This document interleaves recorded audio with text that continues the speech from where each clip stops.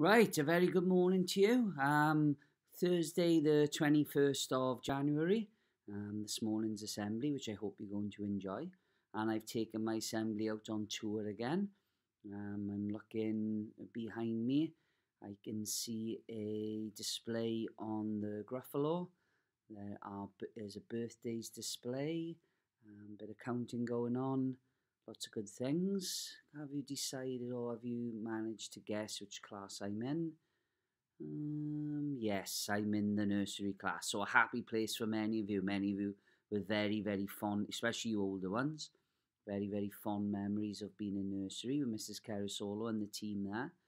So I hope you enjoyed this morning's assembly, which is about honesty. And you know, for me, that's one of the mainstays of this school. One of the most important things that we teach you is to be honest. And as I always say, nobody's perfect in the school. We all get things wrong. We all do things wrong. We all say things that we shouldn't say.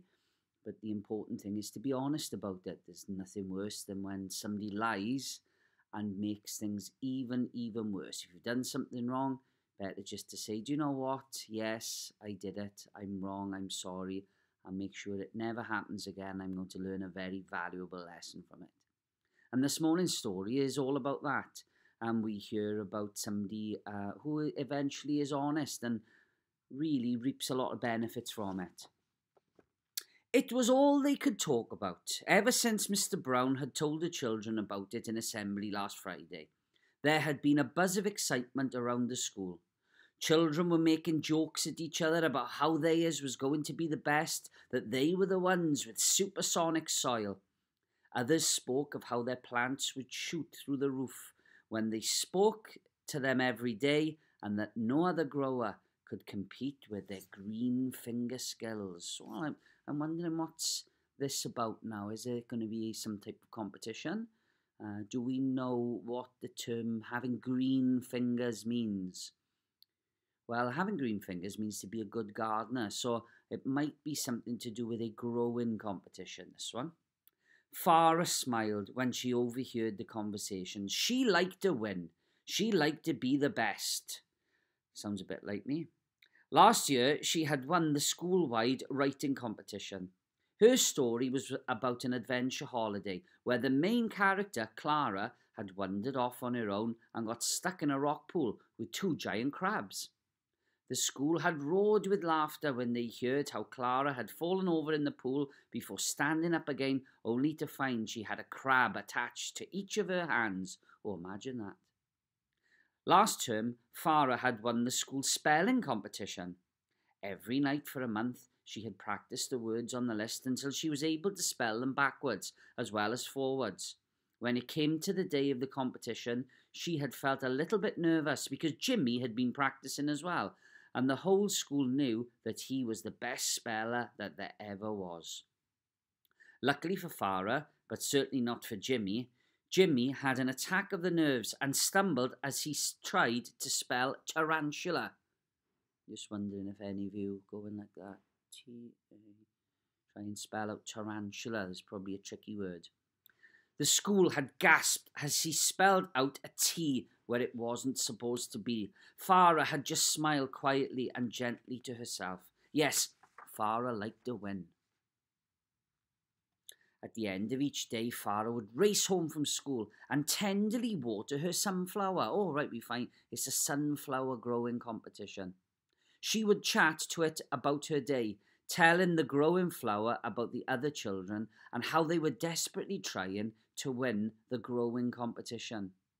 She would remind her growing plant that really the others had no chance of winning at all, not with Farah in the competition, determined to win. And they reckon talking to plants is good, I think, because when you, have a think about that. I know Prince Charles is a big talker of to plants. Perhaps it's something you could research. They won't tell you why it's good to talk to plants or why scientists think that. That's something that you could research. Farah spent most of her evenings making sure that her cat, Moon, kept away from the precious sunflower. Moon liked nothing more than to sharpen her claws on the plants in the garden, and whenever you looked, there were either flowers lying down or trees and shrubs with scratch marks down their wooden spines. The last thing Farah wanted was for the sunflower to be Moon's next victim.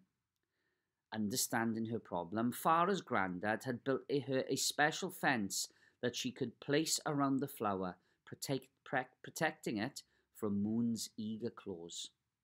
For the next week, the sun shone down on Farah's garden and all the other gardens in the area. But as far as Farah was concerned, it shone on her garden the most. She carefully watered her sunflower every day, and her mother had given her a special plant food to feed the sunflower to help it grow tall and strong. And that's exactly what her sunflower did. It grew and grew. Farah was proud as she watched its smiling face, sounds like our school prayer, reach closer and closer to the sky. Down the road and around the corner lived Charlie. Charlie was also growing a sunflower to enter into the growing competition. Unlike Farah, Charlie had never won anything. He entered competitions with the best of intentions, but his efforts just never seemed to live up to the efforts of others. He had entered the writing competition, but unfortunately didn't make it to the finals. He had entered the spelling competition, but he didn't even make it through the first round. It seemed as though Charlie was having a little bit more success with his sunflower, though. Farah walked past his house every morning on her way to school, and she couldn't help but notice how tall his flower was growing. Its head seemed to be poking higher above the fence every day. Farah felt a lump in her stomach as she considered the possibility that Charlie's sunflower was taller than her own. It was Monday. The competition closed on Friday. All the children were to take their sunflowers into school, and Mr. Brown was going to measure them to find out who had the tallest flower. Farah was more determined than ever to win. She spoke to her plant for longer every evening. She watered it even more carefully, and she gave it an extra dose of the special plant food that her mother had given her. Her plant continued to grow, but so did Charlie's. Friday finally arrived. Early in the morning, Farah went out into her garden to collect her sunflower. She used a small trowel, and a trowel is almost like a small little spade.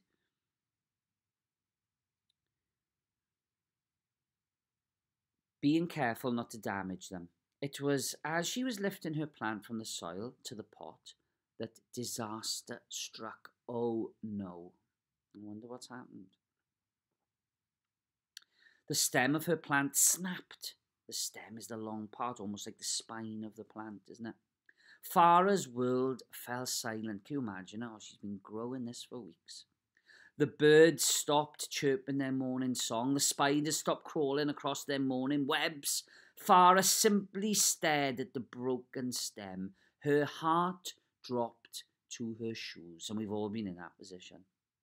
Her brain kicked into gear. She ran to the garden shed and got a small piece of wire. She fed half of the wire down the centre of the stem that was still connected to the roots of the plant. She then pushed the stem that was still connected to the flower onto the rest of the wire. It worked. The stem once again looked strong. The flower looked tall. A quick patch of invisible tape made sure the break was mended as best she could manage before Farah placed it into the pot and took it to school. What do you think she should have done there? Should she have cheated and repaired it with sticky tape and wire? Or perhaps she should have just said, well, that's life, these things happen, bad things happen in life. I'm not going to win this time, but I did win the spelling competition, I did win the writing competition. That should be enough for me, really. At lunchtime, all the flowers were lined up in their pots. Mr. Brown appeared with his tape measure, and everybody cheered. It was an exciting day. These are the best days in school, aren't they? Farah couldn't help but notice Charlie's flower standing tall and proud next to hers. Without the official measurement, it was impossible to say for certain, but Farah was fairly sure her flower was taller, probably by 1 or 2 centimetres, but taller nonetheless. As she walked over to stand beside it and wait for Mr. Brown, she overheard Charlie tell his friends he didn't make the rounders team for the weekend tournament. I just wish I was good at something, he said, as Farah walked past. Farah tried to block his voice from her ears as she waited by her flower. "290 centimetres," called Mr. Brown as he measured the plant next to Farah's. Mr. Brown smiled warmly at Farah. "Right, let's have a look here then," he said, and he stretched his tape measure out. 295 centimetres, he called to the waiting crowd. "That's the tallest so far," he said to Farah. Farah gulped as Mr. Brown stretched his tape measure out again against the stem of Charlie's plant. "Wow, another tall plant," called Mr. Brown. "Help me with the tape, please, Farah." The lump in her stomach was back, and along with it, a band of butterflies had taken up position next to it. Her hands began to sweat. She could see the measurements on the tape. It was 2 centimetres shorter than hers, but she knows in her mind she's cheated, see. Farah took a deep breath. "It's taller than mine, Mr. Brown," Farah said, quickly dropping the tape so that no one could see. 297 centimetres. Mr. Brown looked at Farah, his brows slightly surprised, before turning to the waiting crowd. 297 centimetres, he bellowed. "Charlie is the winner." The waiting children erupted with delight, crowding around Charlie, offering him many congratulations. His face beamed with pride for the rest of the day. Mr. Brown gathered up the tape measure and turned to Farah before going back to the school building. "You did the right thing," he said to her surprised face. "The sticky tape wasn't really that invisible, and honesty is always the best policy at the end of the day. You should be rather proud of yourself." And even though she didn't win, Farah did feel proud. Well, it would have been lovely to win, but winning by cheating's not really winning, is it? And she did the right thing. You know, Mr. Brown had spotted the sellotape and the wire.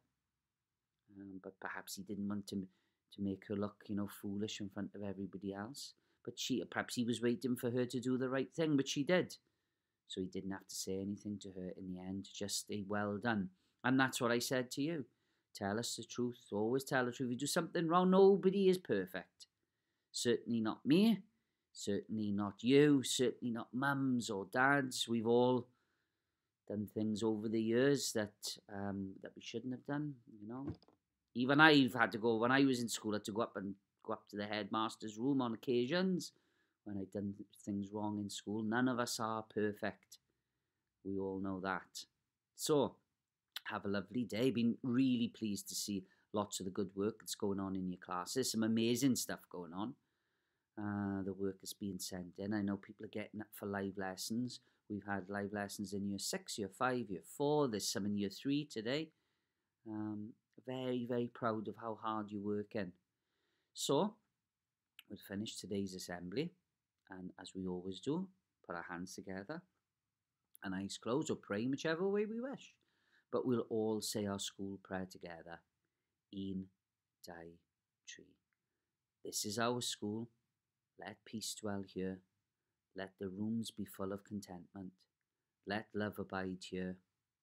Love for one another and love for life itself. Let our school be a lovely place where all of us are caring to each other, to work our best and show our smiling face, staff and children helping one another today and always. Have a fantastic day. And from the nursery class, as we always say, over and out.